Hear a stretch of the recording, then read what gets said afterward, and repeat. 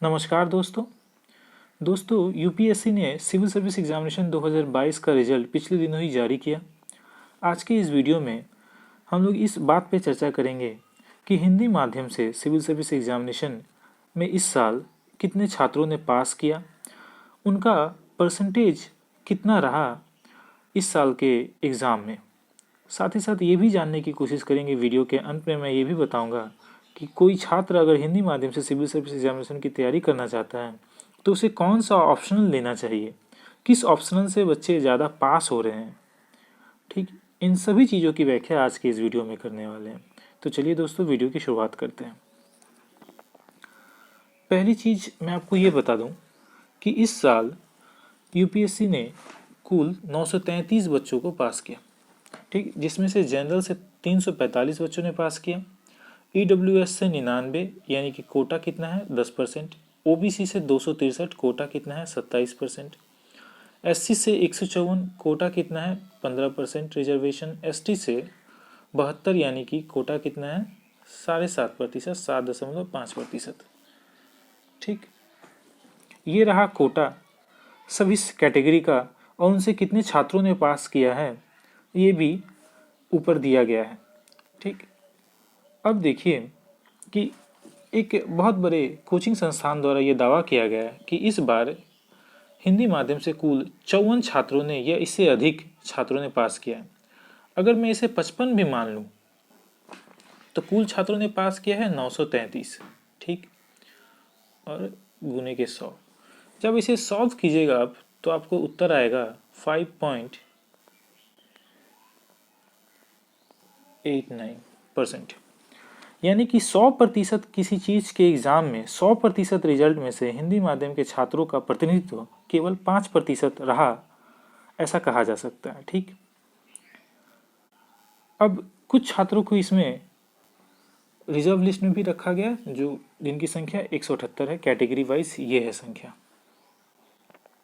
ठीक, अच्छा, अब जितने बच्चों ने पास किया उनमें कितनों को कौन सा सर्विस अलॉट हुआ। आप जानते हैं बहुत सारे सर्विसेज हैं, उनमें किस छात्रों को कौन सा सर्विस अलॉट हुआ इसकी विशद व्याख्या यहाँ की गई है। तो देखिए, इस बार आईएएस कितने छात्रों को अलॉट हुआ 180, IFS foreign service 38, IPS 200, central service group A और ग्रुप बी यहाँ सबसे ज़्यादा सीट होते हैं 473 और 131।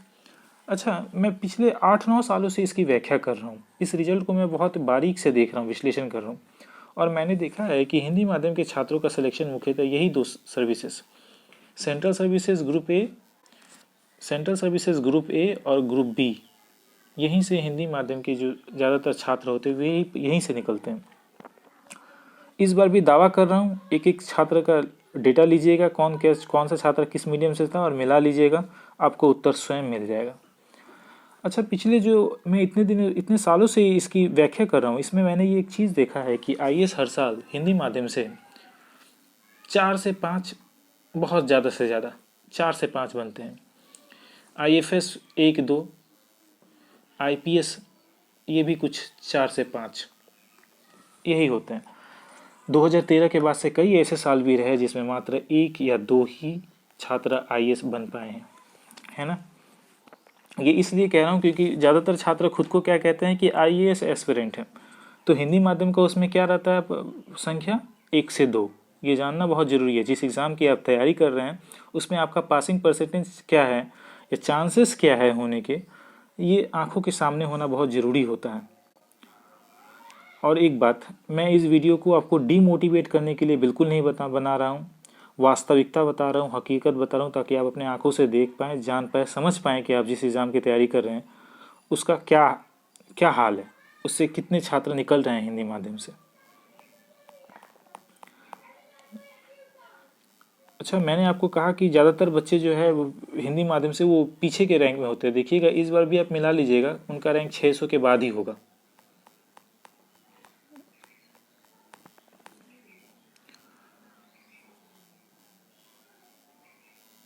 अच्छा, ये नवभारत टाइम्स का एक कटिंग है, इसमें ये चीज़ आप देख पा रहे होंगे कि वर्ष 2013 में हिंदी माध्यम कैंडिडेट 17% जो थे वो पास हुए थे 2013 में हिंदी माध्यम से। 2014 में ये घटकर 2.1 पर थे, क्योंकि 2014 में सिलेबस चेंज हुआ और उसके बाद जो है लगातार घटते ही गया। 2015 में 4.28, 16 में 3.35, 17 में 4.6, 18 में 2.16, 19 में 2% और 2020 में सीटों की संख्या थी 761, जिसमें से छात्र पास हुए 25। अच्छा, ये 2%, 3%, 4% जो देख रहे हैं ना, इसमें छात्रों की परसेंटेज दिया गया है और कुल में अगर छात्रों को देखा जाए तो ये बैठेंगे कितना, 20 से 25, इससे ज़्यादा नहीं, इतने ही छात्र कुल में बैठेंगे। यानी ये बताने का मेरा मूल उद्देश्य ये था कि 2013 के बाद से 14 से अब तक छात्रों का जो कुल परसेंटेज रहा है वो 2 से 5% रहा है और कितने टोटल कैंडिडेट रहे हैं, 20 से लेकर के इस साल 55 तक गए, 55। यानी कि आपके पासिंग चांसेस क्या है ये आपने देख लिया। ठीक, अब मैं आता हूँ कोचिंग माफियाओं के पास। देखिए, ये रहा ओरिजिनल डेटा कि छात्र कितने पास हो रहे हैं, लेकिन इस साल मैं एक अजीब चीज़ देख रहा हूँ कि ये इतना ज़्यादा प्रचार कर रहे हैं अपने ये का, अपने संस्थान का, मैं नाम किसी का नहीं लूँगा, कि जैसे सारे छात्र यहीं से पास कर गए हों, है ना, इन्हीं के कोचिंग से पास कर गए हों, इन्हीं का योगदान रहा हूँ। अब आप बताइए कि जहाँ से, जिस एक पूरे मीडियम से, एक माध्यम से ही मात्र 5% छात्र पास कर रहे हैं, क्या उसे इतने बड़े बड़े दावे करने चाहिए? केवल 5% रिजल्ट में आप इतना मार्केट को बरगला रहे हैं। ये तो यही है कि आप मार्केट को बरगला रहे हैं, है ना। पूरे मार्केट में इतने, अब देखिए कि 2019 के बाद से, कोविड के बाद से एक अजीब चीज़ देखने को मिला कि पहले जहाँ 10 लाख लोग कैंडिडेट फॉर्म भरते थे, अब ये 11 से 12 लाख लोग, 12 लाख कैंडिडेट फॉर्म भरते हैं। और उनमें से हिंदी माध्यम का मैं मान के चल रहा हूँ कि 5-6 लाख कैंडिडेट तो होते ही होंगे हिंदी माध्यम से। पास कितने होते हैं? 20 से 50, यही कुल संख्या है। ठीक, अब मैं आता हूँ इस बात पे, आपने ये तो देख लिया, ठीक है। अब मैं इसके बाद भी अगर आपको कहूँ कि नहीं, आपको हिंदी माध्यम से नहीं लेना है, तैयारी नहीं करनी है यूपीएससी की, तो अगर आप कर रहे हैं ऑलरेडी या फिर ठान लिए हैं, तो मैं एक बात बताऊं आपको कि ये आईएएस की तैयारी का ये जोश एक ऐसा जोश होता है कि मैं क्या, अगर भगवान भी अगर आपको आकर कहे कि आपको बेटा हिंदी मीडियम से तैयारी नहीं करनी है, तो आप उसके भी बात को ठुकरा दोगे, क्योंकि इसका जोश ही अलग होता है। इस जॉब में जो ग्लैमर है, वो सपनों वाली दुनिया वो अलग ही होती है, आप किसी के बात को नहीं मानेंगे। इसीलिए मैं एक चीज़ जो देख रहा हूँ पिछले 8-9 सालों से, उसी में मैं कहूँ, अगर आप नए कैंडिडेट हैं तो आप हिंदी ऑप्शनल को ही रखिएगा। यहाँ से पासिंग चांसेस जो है ज़्यादा होते हैं, एक सेफ जोन में जा सकते हैं। ऐसा इसलिए कह रहा हूँ कि मान लीजिए हिंदी में से अगर लेते हैं तो इस बार भी आप देख लीजिएगा कि लगभग 30 छात्र जो है वो हिंदी ऑप्शनल से ही पास हुए हैं, है ना। कोई आईएएस बना है, आईपीएस या फिर दूसरे सर्विसेज मिला, तो हिंदी ऑप्शनल का ही, हिंदी माध्यम से एक ही सब्जेक्ट है हिंदी, जिससे मेजोरिटी छात्र निकलते हैं हर साल। 2014 के बाद से तो कम से कम यही हो रहा है, पूरे दावे के साथ कह सकता हूँ। इसका एक मूल कारण ये है कि हिंदी का पेपर चेक करने वाला हिंदी का प्रोफेसर ही होता है, जो आपका ऑप्शनल चेक करेगा, वो बिना किसी पूर्वाग्रह के नंबर अच्छे देता है। दूसरी चीज़, हिंदी माध्यम के छात्र ऐसे, यानी कि निबंध का जो पेपर होता है वो, और एथिक्स जीएस पेपर 4, इन दोनों में खूब अच्छे नंबर लेके आता है। अगर उसकी भाषा में अच्छी पकड़ है तो वो अच्छे नंबर लेके आता है, और इससे कुल मिलाकर जो उसका ओवरऑल मार्क्स जो मेंस के अनुसार बनता है, उसमें अच्छे खासे मार्क्स हो जाते हैं। इसीलिए हिंदी ऑप्शनल के साथ अगर कोई कैंडिडेट जाता है तो उसके पासिंग चांसेस, परसेंटेज अधिक रहते हैं। और इसके बाद अगर आपका यूपीएससी में मान के चलिए नहीं भी होता है, तो आप स्टेट पब्लिक सर्विस में भी कब जाएंगे, तो फिर क्या होगा, हिंदी के साथ वहाँ भी आपके चांसेस ज़्यादा रहेंगे। ठीक, खैर उत्तर प्रदेश का तो इस बार चेंज ही हो चुका है, तो इसमें अब मायने भी नहीं रखता यूपी में। अब मैं आता हूँ दूसरे सब्जेक्ट्स में। दूसरे सब्जेक्ट क्या क्या हैं, जैसे कि हिस्ट्री है, ठीक, दूसरा एक जियोग्राफी है, तीसरा एक पॉल साइंस है, चौथा सोशियोलॉजी है, जिससे छात्र रहते हैं। ठीक, अब देखिए कि टोटल जितने भी छात्र पास किए हैं या 2014 के बाद से कर रहे हैं, उनमें ये सब सब्जेक्ट से बहुत कम रहते हैं। कुल मिलाकर देखा जाए तो इस साल भी वही 4-5 रहे हैं इन सारे सब्जेक्ट से। तो अब आप खुद सोच के देखिए इस चीज़ को कि आप क्या अपवाद हैं तभी आप इन सारे सब्जेक्ट से लेकर के जा सकते हैं। पूरे हिंदुस्तान में केवल इन सब्जेक्ट से 4-5 कैंडिडेट ही हिंदी माध्यम से पास कर रहा है। तो अगर इसमें मैं कह सकता हूँ इस बात को कि अगर आप अपवाद हैं भाई साहब, तभी जाकर के आप इन सब्जेक्ट्स को लेकर के बन सकते हैं आईएएस या फिर कोई भी इस यूपीएससी एग्ज़ाम को फोड़ सकते हैं। तभी अगर आपको इन सब्जेक्ट से करना ही है तो मेरा अनुरोध क्या सलाह रहेगा आपको कि इंग्लिश मीडियम में स्विच कर जाइए। अगर नए कैंडिडेट है तब तो बिल्कुल स्विच कर जाइए बिना कुछ देखे।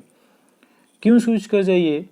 क्योंकि उसके बाद आप स्टेट पब्लिक सर्विस में भी अच्छा करेंगे। स्टेट पब्लिक सर्विस में भी आजकल ऐसा ही हो गया है ना, कि वहाँ भी इंग्लिश मीडियम से ज़्यादा बच्चे पास कर रहे हैं। इस चीज़ पर ज़्यादा लोगों का ध्यान नहीं जा रहा है। मैं देख रहा हूँ इस चीज़ को कि स्टेट पब्लिक सर्विस कमीशन में भी अब क्या हो रहा है कि इंग्लिश मीडियम से ज़्यादा छात्र पास कर रहे हैं। ठीक है, तो वहाँ भी आपको फ़ायदा रहेगा। दूसरा चीज़, अगर आपका देखिए हर किसी का तो होता नहीं है, बहुत कम ही लोग होते हैं जो पूरे हिंदुस्तान से 20, 25 या 50 कैंडिडेट ही पास करते हैं, तो बहुत कम लोग होते हैं। किस्मत भी एक फैक्टर करता है यूपीएससी में सिलेक्शन के लिए, है ना, कि हो जाए। अगर नहीं होता यूपीएससी में, फिर भी अगर आप इंग्लिश में से करते हैं इसकी तैयारी, तो बैंकिंग सेक्टर के एग्ज़ाम या फिर एसएससी के एग्ज़ाम, है ना, या फिर दूसरे बैंकिंग एसएससी या फिर दूसरे किसी डिफेंस सर्विस में आप जाना चाहते हैं, डिफेंस के एग्ज़ाम, वहाँ भी आप निकाल लेंगे। क्योंकि देखिए वो सब एग्ज़ाम अगर हिंदी के बिना तो आप निकाल सकते हैं, लेकिन अंग्रेजी के बिना इनमें से कोई भी एग्ज़ाम नहीं निकलेगा। इनमें से क्या कोई भी आजकल कॉम्पिटिटिव एग्ज़ाम बिना इंग्लिश के नहीं निकलेगा। ऐसा इसलिए कह रहा हूँ क्योंकि यूपीएससी की तैयारी करने के बाद जीके जीएस तो आपकी बहुत टॉप की होती है, ज़बरदस्त होती है। लेकिन अगर हिंदी से रहते हैं तो फिर इनमें क्या रहता है, हिंदी तो नहीं रहता, अंग्रेजी रहता है।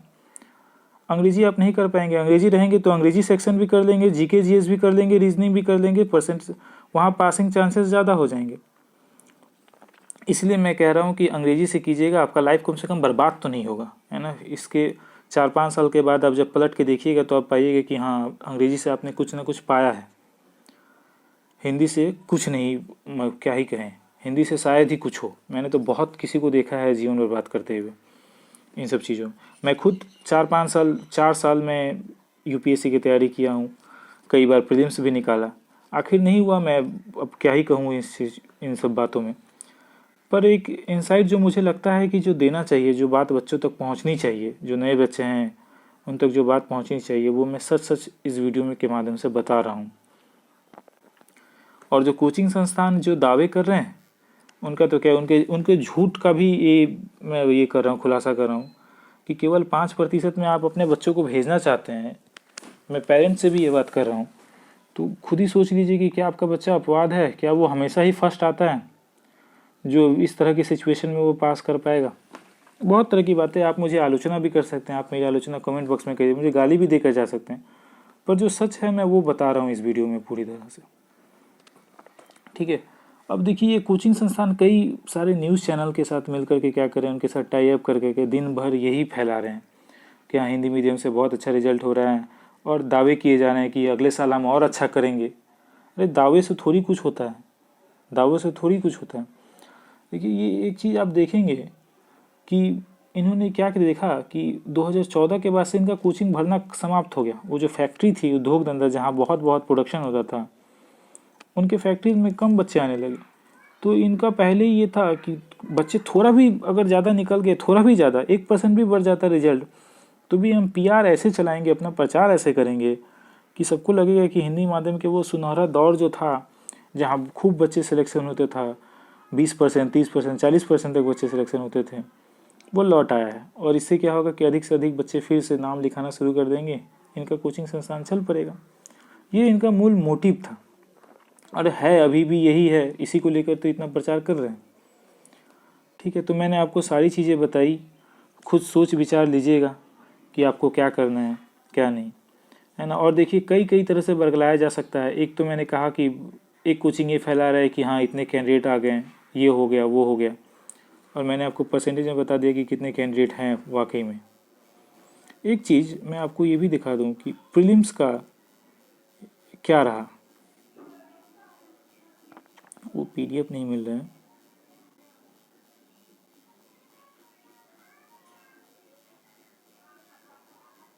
अच्छा वो पीडीएफ यहाँ नहीं है। मैं किसी और वीडियो में प्रीलिम्स की व्याख्या करूँगा, जिसमें मैं ये बताऊँगा कि वहाँ पे हिंदी माध्यम के छात्र कैसे पास कर सकते हैं, क्या स्ट्रैटेजी होनी चाहिए, क्योंकि अब कुछ ही दिनों में एग्ज़ाम भी है।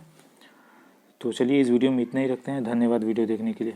और साथ ही साथ अंत में ये भी कर दूं कि अगर आपने भी अगर 4-5 साल यूपीएससी को दिए हैं, सफल ना हुए हैं, तो ये वीडियो नए छात्रों के साथ ज़रूर शेयर कीजिएगा ताकि उन्हें वास्तविकता का पता चल पाए। और चैनल पर नए हैं तो सब्सक्राइब जरूर कीजिएगा। धन्यवाद।